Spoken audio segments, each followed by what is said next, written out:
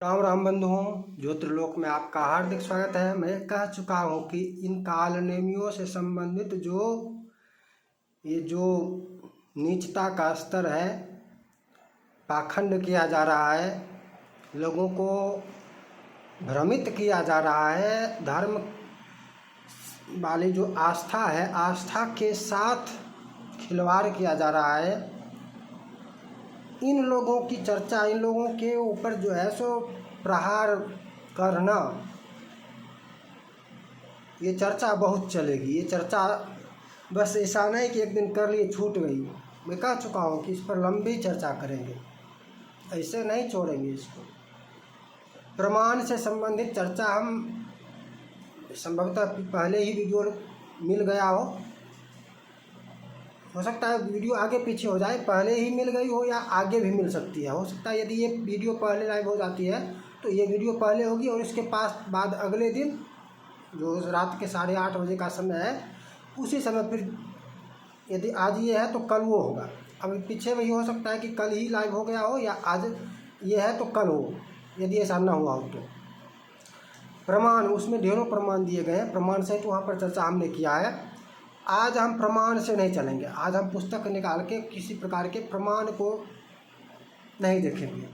आज इन कुतर्कियों के अनुसार जो ये बातें बोलते हैं, वैसे इनकी बातों का भी कई प्रकार से मैं चर्चा कर चुका हूँ। उसके आधार पर समझेंगे कि क्या ये लोग व्यासपीठ पर बैठने के अधिकारी हैं। जैसे एक का कहना है अखिलेश वा, अब देखिए ये भी स्पष्ट कर चुका हूँ कि भीतर में जो है वही बाहर रहेगा, वही दिखेगा। इसको ये सम्मान का पात्र नहीं है। तो कहा कि कथा सुनने में या भागवत सुनने में कहने सबका अधिकार है। कहने इसके तो के लिए तो प्रमाण से चर्चा कर चुका हूँ कि भाई सुनने का भी अधिकार सब नहीं है, सब सुनने का भी अधिकार नहीं है सबको। कहने की तो बात छोड़ दो, सबको कहने का अधिकार है, इसको तो छोड़ दो, सुनने का भी सब अधिकारी नहीं है। और प्रमाणों के साथ चर्चा हम अलग वीडियो में कर चुके हैं। अधिकांश संभावना है कि वो चर्चा पहले लाइव हो गई हो। एक पक्ष ये है। इसी प्रकार से और भी बहुत सारे पक्ष आते हैं। ये लोग जो बात नहीं करते हैं वो बात भी मैं स्वयं करता हूँ। क्या? वो तथ्य भी मैं ही कहता हूँ। जैसे बहुत सारी कथाओं में है, युधिष्ठिर प्रश्न करता थे और कहने वाले श्री कृष्ण भगवान थे। वो तो क्षत्रिय थे, वो तो ब्राह्मण नहीं थे। भगवान राम ने भी सीता को, लक्ष्मण को कहा सुना है, वो भी तो क्षत्रिय थे, ब्राह्मण नहीं थे। तो ये लोग ये प्रश्न नहीं करते हैं भाई भगवान राम भी तो कहते थे, कृष्ण ने तो गीता का उपदेश दिया है। भगवान श्री कृष्ण ने तो गीता कहाँ से अधिकार था? यदि ब्राह्मणों का एकाधिकार है तो कहाँ से एकाधिकार था? उनको कहाँ से मिला जाए अधिकार? प्रश्न ये उठना चाहिए, शास्त्रीय प्रश्न होगा। ऐसे प्रश्न आने चाहिए। ये तो मूर्खों की टोली है जो कहती है कि सबको अधिकार है सुनने का और सब का भी सुनने का अधिकार सबको है तो कहने का भी अधिकार सबको है। ब्राह्मणों का एकाधिकार कैसे हो सकता है? ये तुम्हारे कहने से निर्णय होगा, ये तुम्हारे संविधान से भी निर्णय नहीं होगा, ये धर्मशास्त्र से निर्णय होगा। प्रश्न ये होना चाहिए था कि कृष्ण ने अर्जुन को गीता का ज्ञान कैसे दिया, ये प्रश्न होना चाहिए था। ब्राह्मणों का एकाधिकार यदि है, अच्छा लव कुश ने रामायण कैसे कहा था राम को, ये भी तो प्रश्न है, शास्त्रीय प्रश्न है। प्रश्न ये होना चाहिए था। ये प्रश्न तो किसी का नहीं है। ये प्रश्न मैं स्वयं लेकर आ गया हूँ, क्योंकि ये लोग मूढ़ हैं, जाहिल हैं। जाहिल कहना उचित हुआ, मूढ़ कहना। यद्यपि म्लेच्छ भाषा का प्रयोग करने से मैं निषेध रखता हूँ, निषेध बरतता हूँ, किंतु ये लोग जाहिल कहने योग्य ही हैं, मूढ़ कहना उचित नहीं होगा। तभी इनके प्रश्न ऐसे ऐसे आते हैं। कोई कहता है कि वो पूरा मस्तक लगा कर ये वो बनकर भगवान पहन कर आता है, कहता है सबको सब अधिकार है, गो ब्राह्मण गंगा गो धर्म की रक्षा के लिए सबका अधिकार है, गाय गीता गो ऐसे करके कुछ कहता है, सबका अधिकार है, प्रचार करने का सबको अधिकार है।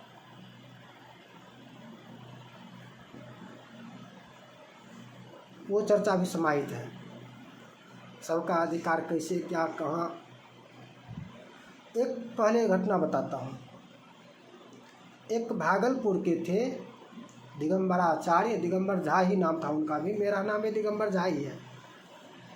और भागलपुर के एक कीर्तनकार थे दिगंबर झा, ब्राह्मण थे, ब्राह्मण थे लेकिन कीर्तनकार थे। वहीं बेगूसराय में बीहट के, अब उनके गांव का मैंने नाम नहीं लिया, दिगंबर झा का, भागलपुर से पचगछिया नवगछिया जो भी हो।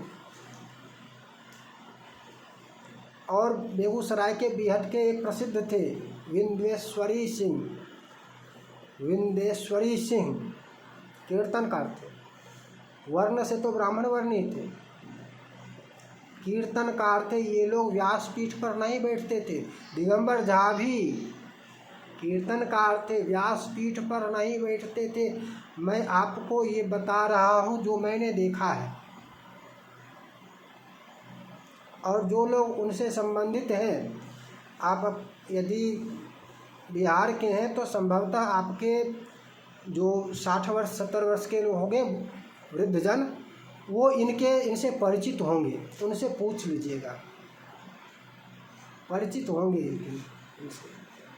घूम कर ये कीर्तन करते थे। ऐसे बोलचाल में कहें तो कथा करते थे, ऐसा ही कहा जाता है, ऐसा ही समझ में आएगा। किंतु उसको कथा नहीं कहा जाता, उसको कीर्तन कहा जाता है। उसको क्या कहते हैं? कीर्तन कहते हैं, गायन कहते हैं, संकीर्तन का। अब कीर्तन कहे तो कीर्ति का गान करना, कीर्ति गाना। गायन कहे तो गीत गाना। गायक की श्रेणी में थे, कीर्तनकार कहलाते थे, कीर्तनकार। व्यासपीठ पर नहीं बैठते थे, व्यासपीठ नहीं लगाते थे, उनके लिए व्यासपीठ नहीं लगती थी। कर्मकांड वाला कोई आयोजन नहीं होता था। जबकि सदाचारी थे। उनकी तुलना में आज के ये सब जो कालनेमी भटक रहे हैं, किसी भी आचरण का उनकी तुलना में नखरज की बराबरी भी ना करें, पसंगाना है।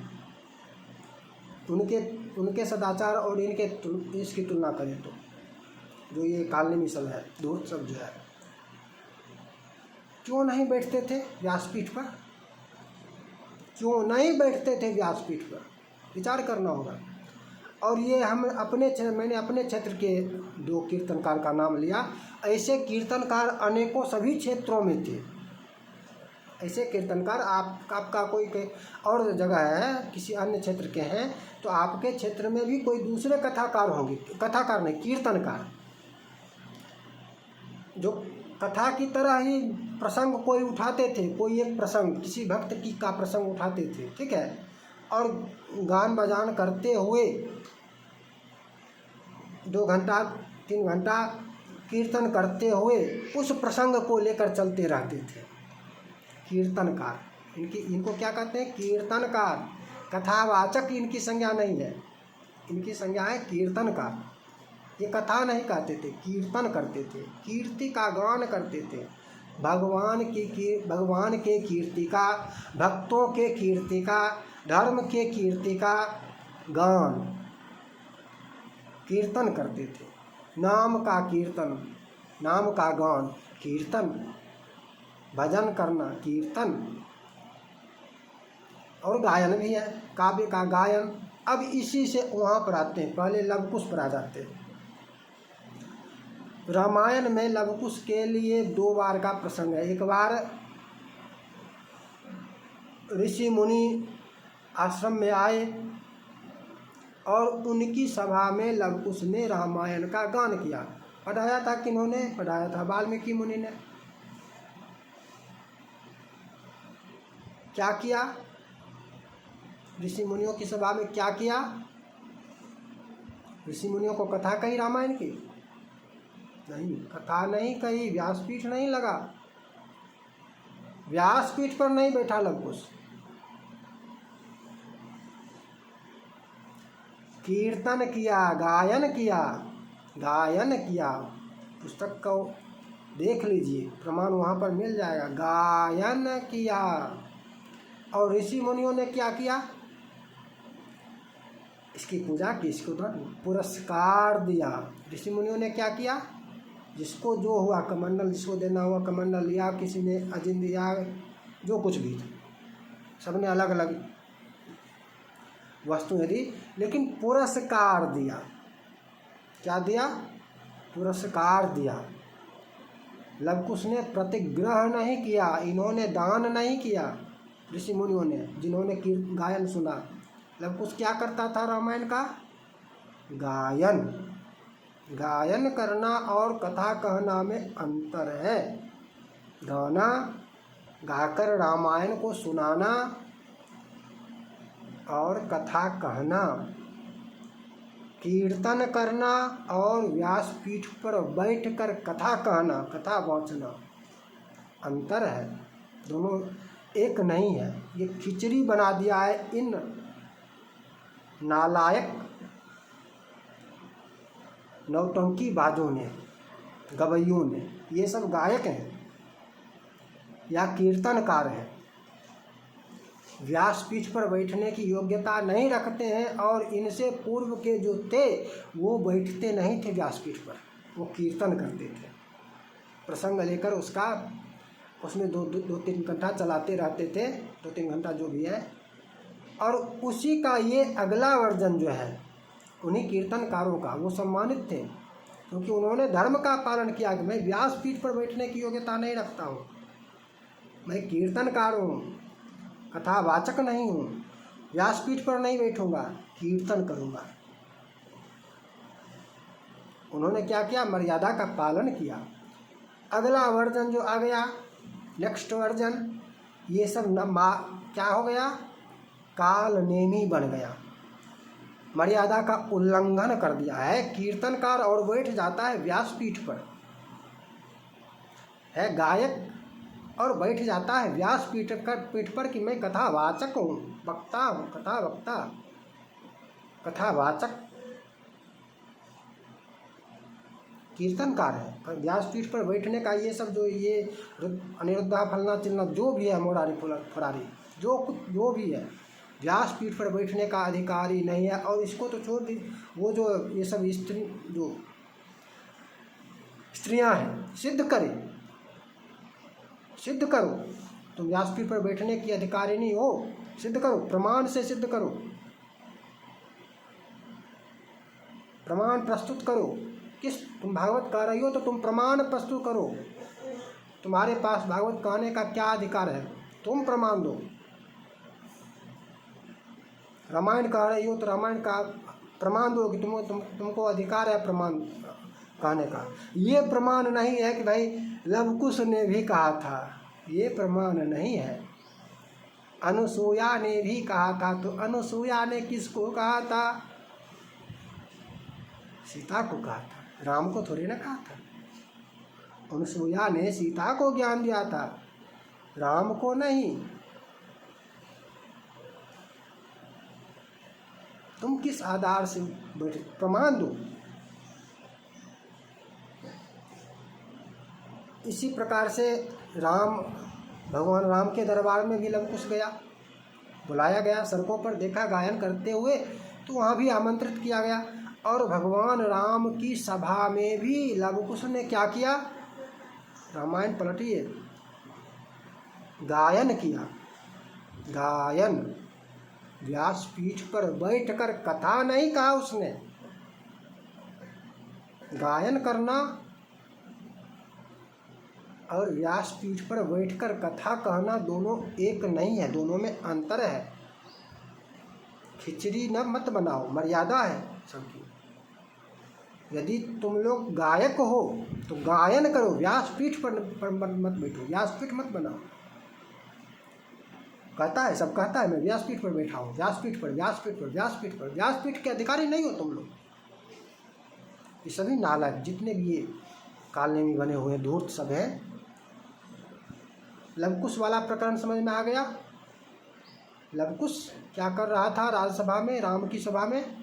गायन कर रहा था, कथा नहीं कह रहा था। ध्यान रखिएगा, ऐसा मत मानिएगा कि पिता को कथा कह के ज्ञान दे रहा था। कथा नहीं कह रहा था, गायन कर रहा था। अब आइए, भगवान कृष्ण ने गीता का उपदेश दिया। गीता का ही उपदेश नहीं दिया, अनेकों कथाएं हैं। एकादशी महात्म्य लीजिए, कार्तिक महात्म्य लीजिए, अनेकों कथाएं आपको मिलेगी। कभी युधिष्ठिर को कह रहे हैं, कभी अर्जुन को कह रहे हैं, कभी पांचों पांडवों को कह रहे हैं। पूछा ये व्रत वो व्रत, ये ऐसा वो ऐसा, और कथा कहने लगे भगवान श्री कृष्ण। महाभारत में जाकर युद्ध भूमि में गीता का ज्ञान दिया, है ना। इसमें व्यासपीठ पर कहाँ बैठे ये बताओ। भगवान कृष्ण ने कहा, ठीक है, किसको कहा? ब्राह्मण को कहा। भीष्म ने भी उपदेश दिया, किसको दिया? पांडवों को दिया। पितामह भीष्म ने भी उपदेश दिया, कथा कही, किसको ज्ञान दिया? किसको? पांडवों को दिया, ब्राह्मणों को कथा नहीं कहा। पुलस्त से जब मिले थे तो पुलस्त जी ने भीष्म को कथा सुनाई थी, ये नहीं कि भीष्म ने पुलस्त जी को कथा सुनाई। अच्छा, इस प्रकरण में क्या है? इस प्रकरण में है कि इस प्रकरण में व्यासपीठ है ही नहीं। गीता में व्यासपीठ लगाकर कथा कह रहे थे क्या? गीता का जो ज्ञान दे रहे थे महाभारत में भगवान श्री कृष्ण अर्जुन को, तो क्या वहाँ पर व्यासपीठ लगाकर, व्यासपीठ पर बैठकर भगवान श्री कृष्ण कथा कह रहे थे? बोलो, सोचो। नहीं, नहीं। ये अधिकार सबको है, सबको तात्पर्य अपने श्रेष्ठ जनों को, अपने अनुज को देने का सबको अधिकार है। अपने बच्चों को सभी माता पिता ज्ञान देंगे, सबका अधिकार है। सभी माता पिता अपने बच्चों को ज्ञान देंगे, सभी पति अपनी पत्नियों को ज्ञान देंगे, अधिकारी हैं। और वहाँ पर अधिकारी हैं तो अपने अनुज को भी, अपने से हीन वर्ण में भी अधिकृत हैं ज्ञान देने के, कथा कहने के नहीं, ज्ञान देने का, शिक्षा देने का अधिकार रखते हैं। और वही प्रसंग कथाएं भी जो हैं, कथाएं भी तो दूसरे प्रकार से भी होती है कि एक साथ बैठे हुए हैं सब आपस में मित्र मंडली में, उसमें से कोई एक, उसने ये बोला, ये कहा, उसने ये कहा, उसने ये कहा, चार मित्र बैठे और वहाँ पर किसी इधर उधर की चर्चा छोड़कर किसी ने रामायण से एक प्रसंग दिया, किसी ने महाभारत से एक प्रसंग दिया, किसी ने स्कंद पुराण का एक प्रसंग का, किसी मतलब, या उसमें से जो पढ़ता है वो सबको अपने बीच मंडलियों में सुना देता है। ठीक है, ये कथा नहीं है, ये व्यासपीठ यहाँ पर नहीं है, समझो बात को। यहाँ पर व्यासपीठ नहीं है, वो कहने का अधिकार है, वहाँ पर उस प्रकार से कह सकता है, उस प्रकार से कह सकता है। भगवान श्री कृष्ण कह रहे हैं, बारंबार कह रहे हैं, तो कब किसे कह रहे हैं? अर्जुन को कह रहे हैं, धर्मराज युधिष्ठिर को कह रहे हैं, पांडवों को कह रहे हैं। कौन है ये सब? ये सब इनका स्वर्ण का है, ब्राह्मण नहीं है, ये सब क्षत्रिय ही है। भगवान श्री कृष्ण भी क्षत्रिय और ये सब भी क्षत्रिय है। और व्यासपीठ लगाकर भगवान कृष्ण व्यासपीठ पर बैठकर कथा नहीं कर रहे हैं, कथा वाचन नहीं कर रहे हैं। वो बैठ आपस में, जो अभी उदाहरण मैंने दिया उस प्रकार से कहते हैं, व्यासपीठ पर नहीं। समझो, व्यासपीठ पर बैठना भिन्न विषय हो है। और मात्र ये कह रहे हो कि कथा कहना कथा कहना कथा कहना, तो वो भिन्न विषय, कीर्तन का स्वरूप है, गायन का स्वरूप है, कहानी का स्वरूप है, वो थोड़ा सा भिन्न विषय है। वहाँ पर वो दूसरा, वहाँ पर कोई दान कोई, अच्छा ऐसे कथा में भगवान श्री कृष्ण ने अर्जुन को कहा, युधिष्ठिर को कहा, पांडवों को कहा, तो क्या पांडवों ने वहाँ पर उनकी फिर पूजा, व्यास के समान पूजा करके दान इत्यादि दिया? कथा में तो ये प्रकरण है ना, कथा करे तो कथावाचक को फिर दान इत्यादि दो, दान दक्षिणा दो, क्या दिया था? व्यासपीठ का कोई प्रमाण है कि व्यासपीठ पर बैठकर भगवान श्री कृष्ण ने कहा कथा कही है? कोई प्रमाण ऐसा नहीं था। गंभीरता से इस पर विचार करना होगा। तो भगवान राम वन में गए थे, अनेकों ऋषि मुनियों से मिले, तो कथा किसको कहे? इन्होंने किसी को कथा कहा? किसी ऋषि मुनि को उपदेश दिया। एक संभवतः सुतीक्ष मुनि का नाम है, या जो भी हो, हमको नाम स्मरण में नहीं है, स्मृति में नाम नहीं है कि कौन से थे, ठीक है। जिनके यहाँ गए तो वो अपने योग में थे, आँख मूंदे हुए थे, और ये बाहर से कह रहे हैं मैं आ गया हूँ, इस प्रकार की घटना है। तो जहाँ पर ब्रह्म भाव आ गया, पर भगवान का भाव आ गया, जो देह त्याग करने वाले हैं, वहाँ पर दूसरा व्यवहार होगा। जिसको ब्रह्म दर्शन देना है, परमात्मा दर्शन देना है, वहाँ पर तब ये क्षत्रिय नहीं है और वो ब्राह्मण नहीं है, ऋषि, फिर वहाँ पर वो भक्त हो गया, ये भगवान हो गए, इसका भी यहाँ ध्यान रखना होगा। लेकिन वहाँ पर बैठकर कथा थोड़े ना कर रहे व्यासपीठ पर। अन्यत्र जितने भी ऋषि मुनियों से मिले तो सबसे इन्होंने ज्ञान लिया, उपदेश लिया, आज्ञा ली, किसी को आज्ञा दी नहीं, किसी को उपदेश दिया नहीं। अध्यापन का अधिकार ही ब्राह्मणों का है, अध्यापन का अधिकार ब्राह्मणेतरों को है ही नहीं। षटकर्म जो है उसमें से त्रिकर्म है, अध्ययन, यजन, दान। अध्ययन पढ़ना, वेद पढ़ना, यजन यज्ञ करना, दान दान करना, ये तीनों वर्णों का अधिकार है इसमें। ब्राह्मण क्षत्रिय वैश्य तीनों का अधिकार है। और इसके पश्चात जो तीन कर्म है, अध्यापन, याजन, प्रतिग्रह। अध्यापन पढ़ाना, ज्ञान देना, याजन यज्ञ कराना, और प्रतिग्रह दान लेना। इन तीनों कर्मों में क्षत्रिय वैश्य का अधिकार नहीं है। शूद्र की बात चर्चा जाने दो, क्षत्रिय और वैश्य का अधिकार नहीं है।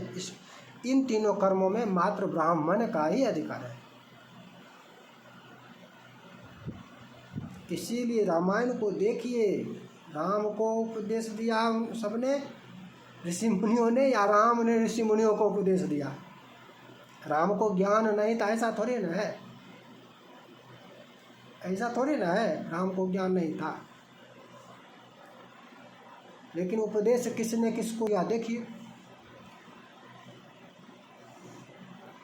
तो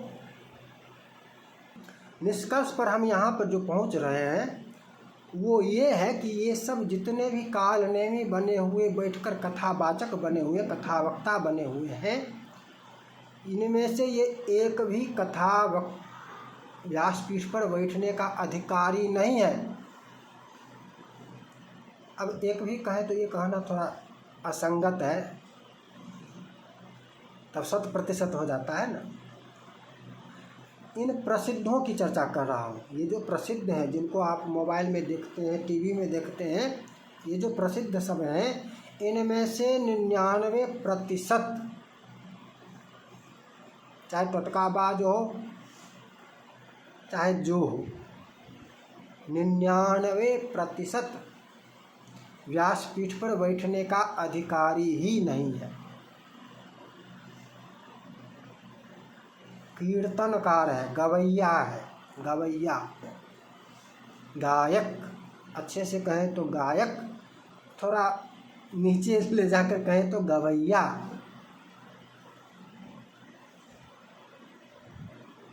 इन लोगों को,